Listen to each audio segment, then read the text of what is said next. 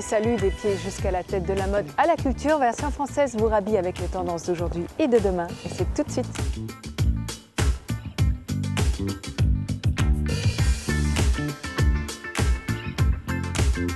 Difficile de trouver chaussures à 100 pieds, sauf avec Pierre Corté, découverte pas à pas d'un savoir-faire artisanal, celui des bottiers. Nathalie Lété est une drôle d'artiste à l'univers rétro-féerique qui nous emporte au cœur des contes de notre enfance. Une belle rencontre. De Paris à Brasilia, il n'y a qu'un pas façon capoeira. Rendez-vous dans la capitale pour une visite au cœur du Brésil. Un rugissement de plaisir, c'est rare de la fève de cacao croquante et des mix originaux. On en ferait bien notre 4 heures. Bon pour les yeux, bon pour la tête, le tout en version 100% française, c'est Point de vue.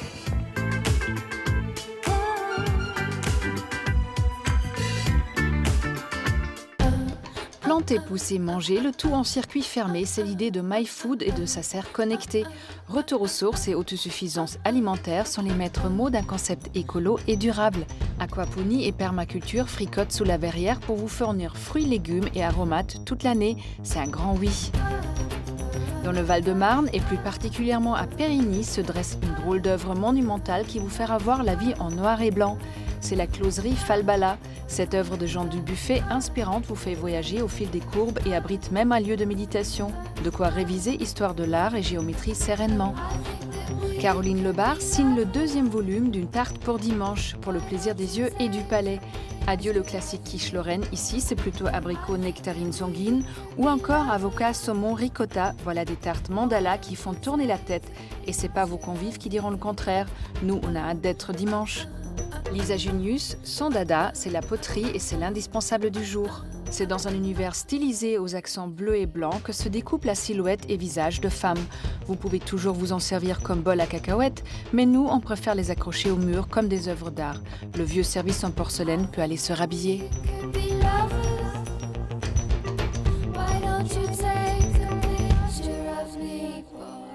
Pierre Corté, on l'a à la botte. De la semelle au lacet, il nous fait partager les secrets des chaussures qui perdurent au cœur de la capitale.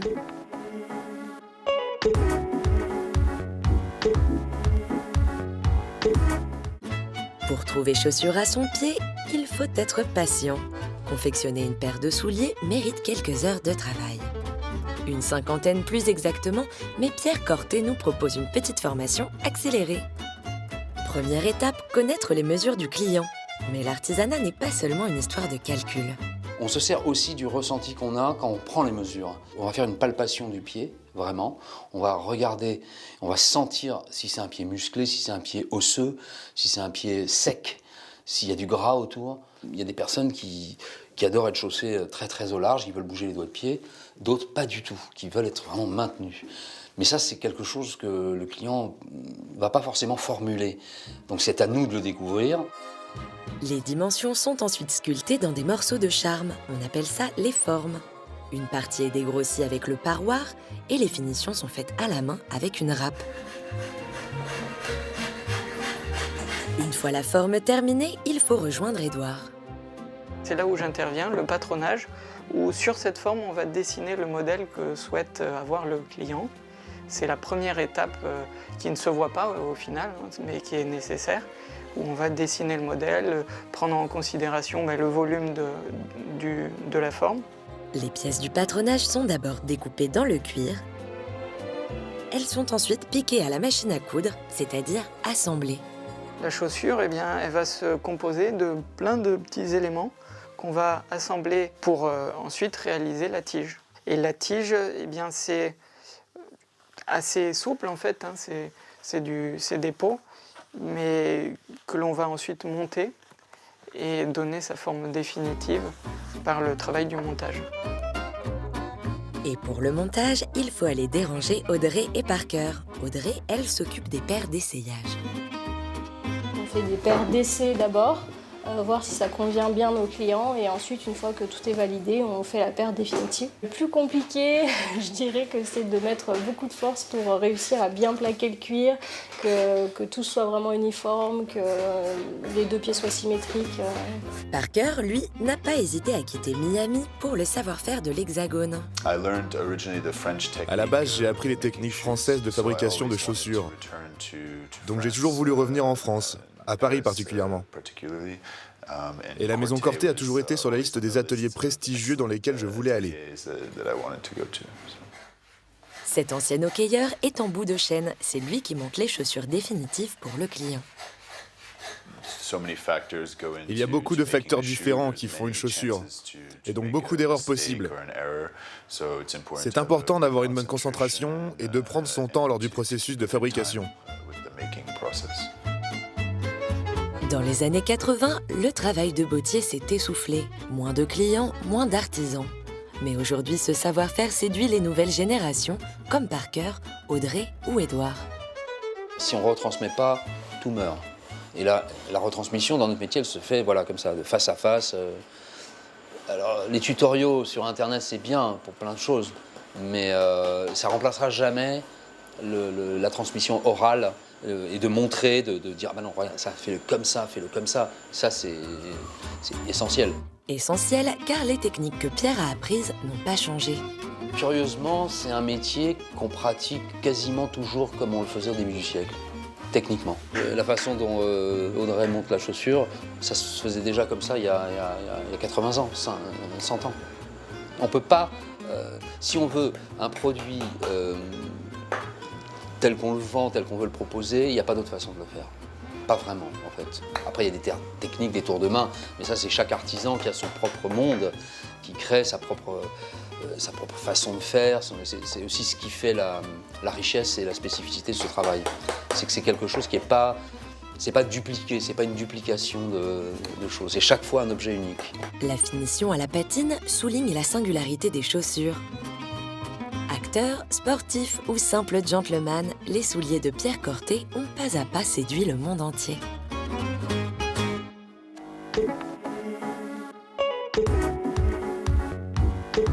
Nathalie Lété sait raconter des histoires et aujourd'hui c'est la sienne qu'elle nous dévoile. Un monde plein de fleurs, d'étranges animaux et de visages poupons.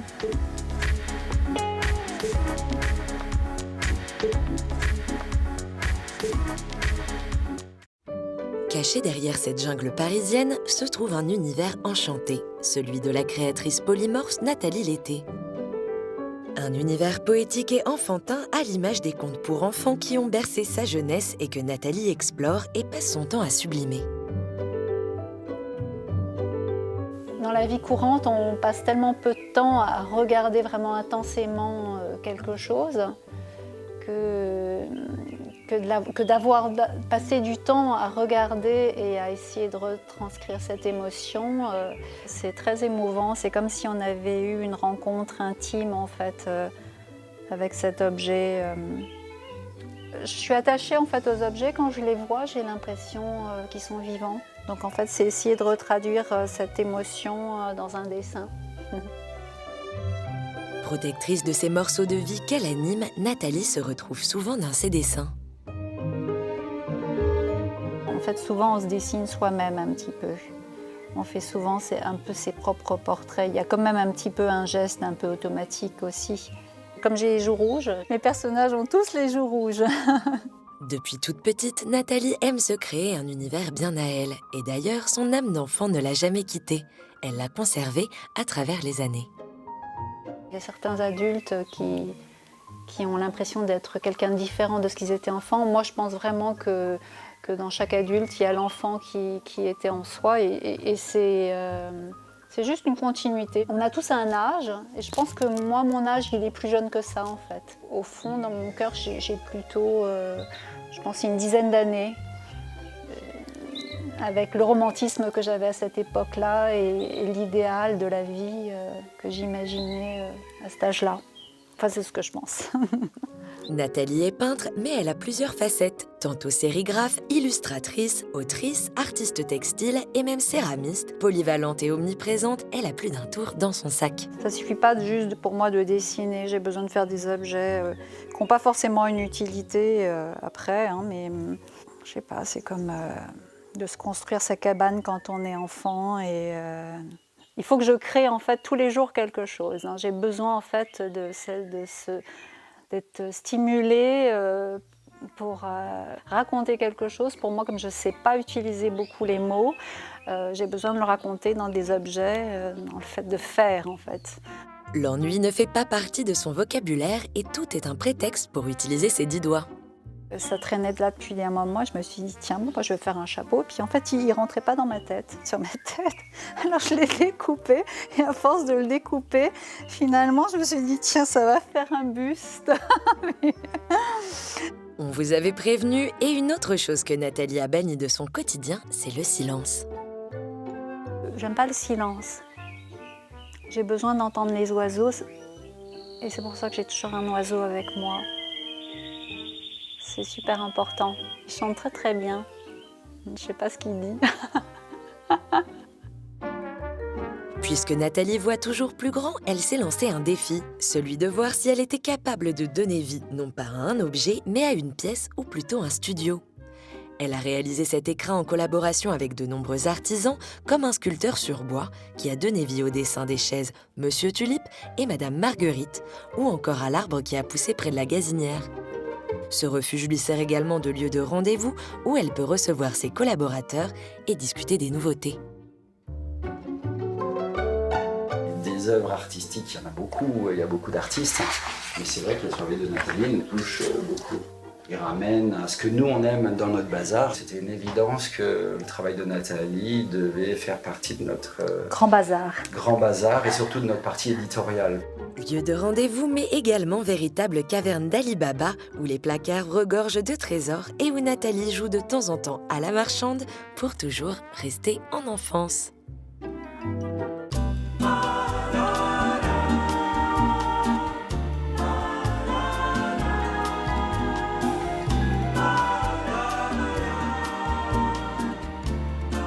Bonjour Nathalie. Bonjour Caterina. Merci de nous recevoir chez vous dans votre univers qui est vraiment un monde à part. Mais merci d'être venue. Vous êtes biculturelle, d'un père chinois, d'une mère allemande. Est-ce que cet héritage culturel et artistique vous a marqué ? Le côté asiatique en fait ressort dans les couleurs que j'utilise surtout, et puis les sujets des oiseaux et des fleurs. Je pense que là, je me retrouve vraiment dans le côté peinture sur soie asiatique. Et puis sinon, je suis très intéressée par tout ce qui est allemand, les meubles peints, tout ce que j'ai vu dans mon enfance en fait. Parce que vous avez passé vos vacances toujours chez votre grand-mère en Voilà. Bavière, c'est ça ? Exactement. Et pareil en Allemagne, oui. J'allais souvent en Allemagne, dans des familles différentes, où certaines familles avaient des décorateurs, ils avaient des collections de meubles peints, je trouvais ça magnifique, et des ex-voto. Enfin, il y avait toute une culture en fait d'art populaire que je voyais au mur.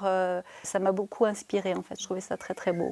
À travers vos œuvres, on voit quelque chose, moi en tout cas, qui me rappelle les contes des frères Grimm, où l'étrange côtoie le familier, le poétique avec l'inquiétant, mais il y a de ça, non ? Effectivement, ma maman me racontait des contes tous les soirs avant de me coucher, qui ressortent et que je cultive en fait dans mes peintures, de tous ces contes qu'elle me racontait. Donc du gentil et du méchant, en fait toujours l'ambiguïté, l'ambivalence. Nathalie, vous exercez votre art sur différents supports, que ce soit le textile, le papier, les meubles, beaucoup de choses, mais vous vous considérez plus une artiste qu'un designer. Vous aimez bien faire cette distinction ? Je ne me retrouve pas dans ce mot-là. C'est un mot qui pour moi symbolise quelque chose de trop froid. Je me sens plus une âme d'artiste. Je ne suis pas spécialisée dans quoi que ce soit en fait. C'est plus une vision esthétique qui voltige de choses d'objet en objet, de tissu, enfin tout mon environnement. C'est plus intérieur en fait que d'être techniquement douée en quelque chose. Alors d'ailleurs, j'imagine, Nathalie, quand vous créez, à partir d'une idée, à partir d'un projet, jusqu'à l'exécution, ça ne va pas aussi vite que ça. Ça se passe comment, en général ? Je me lance un thème, en fait, comme ça. Tout d'un coup, j'ai envie d'un thème. Et je pars dans toutes les directions, dans toutes les techniques, en étant inspirée par ce thème-là. Je fais des peintures, je fais des broderies, de la céramique.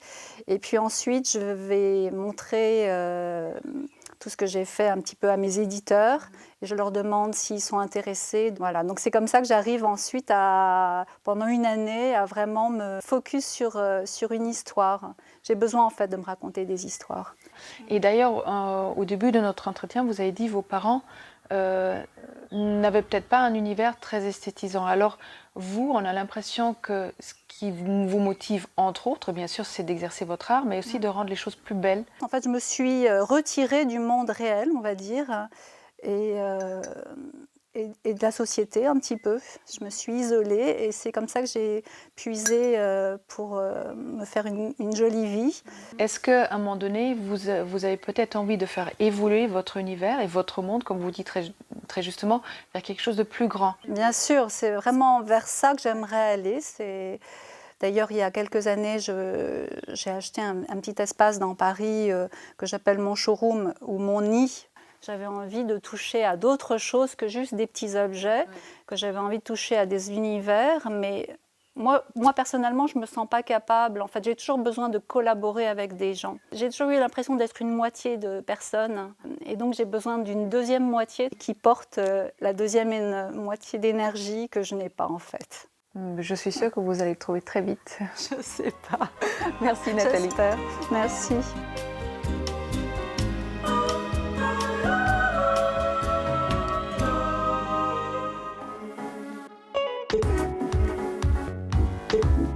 Déambuler au cœur de la capitale au rythme de la samba ou de la bossa nova, c'est possible avec Repérage, découverte du Brésil sous le soleil parisien.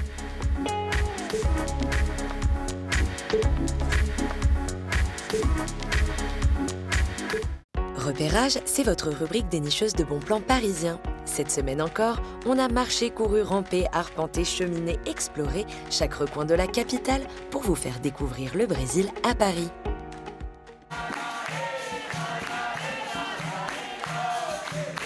Il manque peut-être la plage et le soleil, mais vous n'allez pas nous dire le contraire, on se croirait au Brésil. Enfilez votre tenue, aujourd'hui c'est cours de capoeira. Alors, la capoeira, c'est un art martial qui nous vient du Brésil, inventé par les esclaves qui n'avaient pas le droit de pratiquer des arts martiaux. Et donc, pour dissimuler leur pratique martiale, ils ont inventé des mouvements esthétiques, des mouvements des animaux, pour pouvoir pratiquer sans être capturés par les maîtres qui voulaient vraiment éviter toute rébellion et toute révolte des coupeurs de canne, des esclaves. Un cours de capoeira, c'est d'abord de l'échauffement, des répétitions de mouvements et pour finir, la rodée. C'est un moment chaleureux où les capoeiristes jouent au rythme des chants et des percussions. On a le côté gymnastique, on a les figures, on a le côté self-défense, la maîtrise de soi pour ne pas faire mal. Après, au niveau des chants, on a l'histoire du Brésil qui est contée à travers les différentes chansons. Ça fait aussi apprendre le portugais puisqu'on veut savoir ce que veulent dire les chansons, donc on va commencer à se documenter, faire des recherches. Et du coup, on est amené, au bout de quelques années de pratique, on est amené à forcément à parler portugais en fait. Et découvrir le Brésil, voyager au Brésil. Et prenez garde, même si la capoeira est l'art de l'esquive, une fois que vous y aurez goûté, vous aurez du mal à vous en passer. Donc au tout début, c'était une séance par semaine. Je suis passé à 2. Là, je suis passé à 3, 4, voire illimité. J'en ai besoin en fait au quotidien. De me retrouver à la salle avec mon entraîneur et tous mes amis on est devenus très proches, on sort ensemble, on partage beaucoup de choses. Après tout ce sport, on vous emmène déjeuner au restaurant La Porta de Selva. La cuisine brésilienne, c'est un mariage de traditions culinaires portugaises, amérindiennes et africaines. En entrée, vous pourrez picorer des beignets de crevettes, de morue ou alors des pilons de poulet frit. En plat principal, une des spécialités de la maison, la moqueca des peixadas.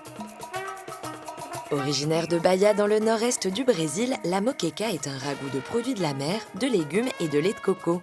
En dessert, on peut rester sur les mêmes saveurs avec un flan coco ou pour encore plus de soleil, une mousse de fruits de la passion.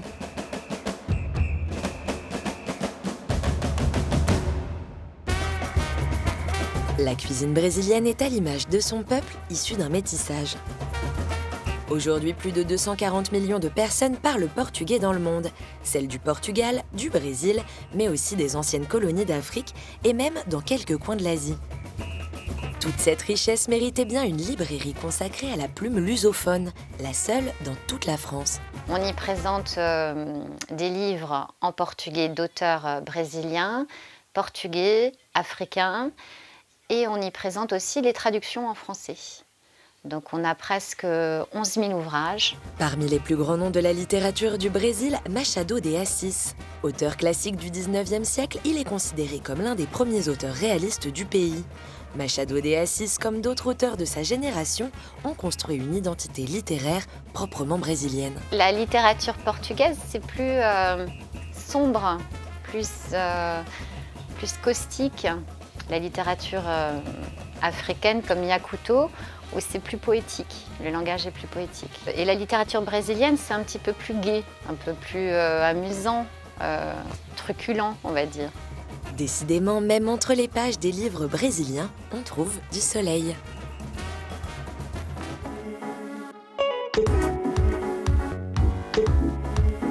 Un petit creux, ça tombe bien, la relève du jour, c'est raw cacao avec 3 R. Le concept du chocolat cru, ça vous dit rien? On vous explique.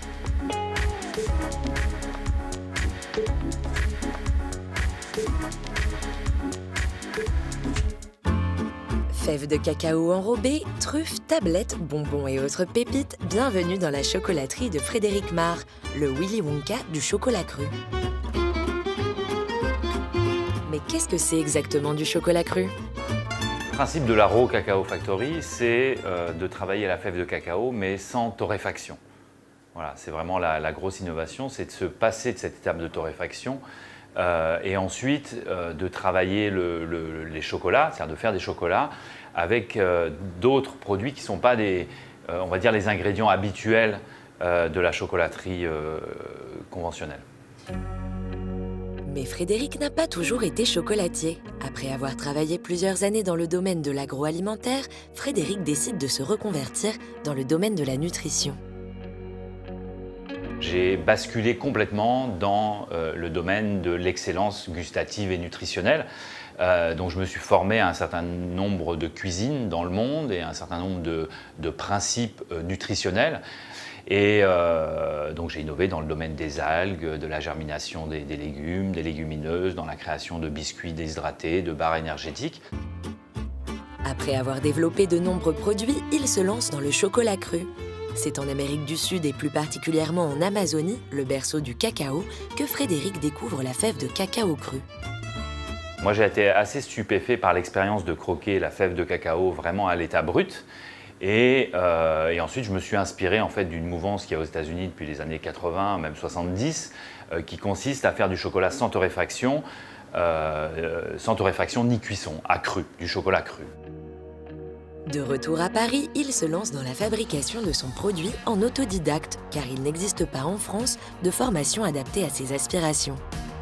Quand je me suis lancé dans le chocolat, je me suis d'abord isolé en fait, pour voir comment je pouvais intuitivement trouver un mode de transformation pour passer de la fève de cacao à des chocolats gourmands par moi-même. Donc j'ai mis au point un process assez singulier.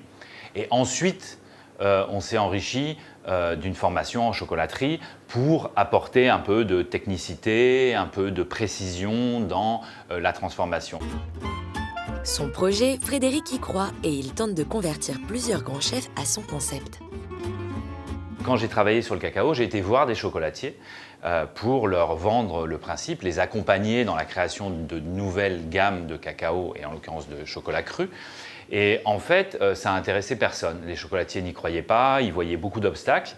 Et de fil en aiguille, moi j'ai avancé, j'ai essayé de lever un petit peu les obstacles que voyaient les chocolatiers. Aujourd'hui, le chocolat cru séduit et Frédéric le travaille avec différentes saveurs. Miel et pollen, chanvre, physalis ou encore eau de rose et sésame. Pour les tablettes et les truffes végétales, les associations de saveurs sont parfois originales. Mais d'où lui viennent ces inspirations? J'ai pas moi, une culture de chocolaterie classique. J'ai apporté à mes chocolats les ingrédients qui sont issus de ma culture alimentaire personnelle. Voilà, donc ça fait des produits effectivement assez originaux. Et quand elles ne sont pas issues des habitudes alimentaires de Frédéric, il s'agit de souvenirs d'enfance. Ma grand-mère était déjà décédée, mais je me suis dit, tiens, si mamie était vivante, qu'est-ce que je ferais pour elle? Et ma grand-mère était algérienne. Et donc je me suis dit, bah, tiens, si je faisais un chocolat pour elle, il serait à l'eau de rose, au sésame et à l'huile d'olive. Donc voilà, j'ai fait un... Il s'appelle Songe d'été, parce que j'ai pensé à ça un été, donc il s'appelle Songe d'été. Mais méfiez-vous les gourmands, le chocolat cru n'évite pas la crise de foie.